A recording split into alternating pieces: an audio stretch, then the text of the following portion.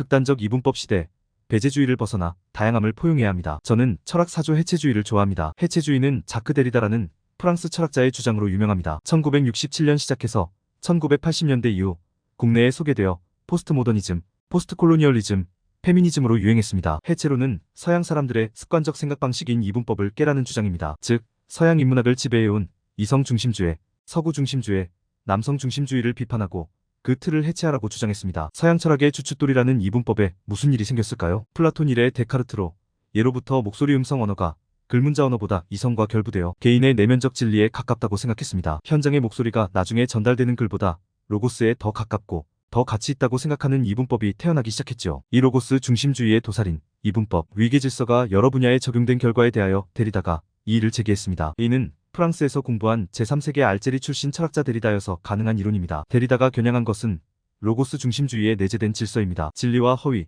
정신과 육체, 남성과 여성, 서양과 비서양, 문명과 야만 등의 이항 대립은 앞의 것은 지배적인 것으로, 뒤의 것은 종속적인 것으로 다루는 위기를 만들었습니다. 그래서 서양의 이분법에서 둘로 나눌 때 앞의 것은 정당하고 우월하고 강한 것이며 뒤의 것은 약하며 보호받아야 하고 심지어 나쁘다고 생각하기도 하는 주장입니다. 선과 악, 신과 인간, 인간과 자연, 남성과 여성, 신사와 숙녀, 서양과 동양, 백인과 유색인종, 정신과 육체 등 모든 것에 해당됩니다.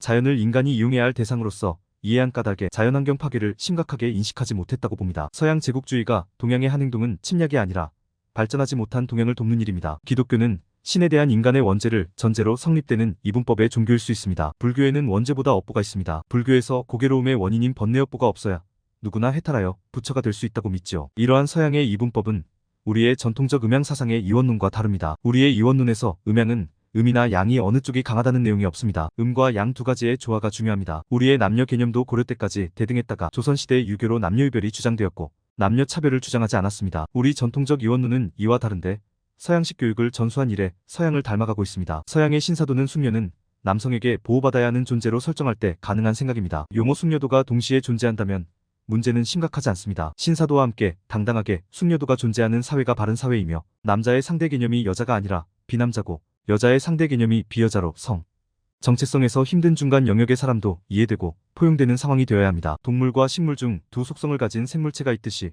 현실 있는 그대로 보는 게 필요합니다. 인간을 포용주의자, 배제주의자로 나누기도 합니다. 모든 다양함을 포용해야 하는데 극단적 이분법을 믿는 사람은 상대편을 다르다고 보는 게 아니라 틀리다고 보고 혐의자나 용의자는 모두 범죄자로 믿거나 악의 축을 반드시 응징해야 한다는 배제주의자 생각에서 벗어나지 못합니다. 북한, 중국, 러시아를 육자회담의 상대자로 인정치 않으면 우리의 균형자 역할의 가능성은 없으며 육자회담 참가국으로 3대 3대립의 전쟁터로 만들 가능성이 많아집니다.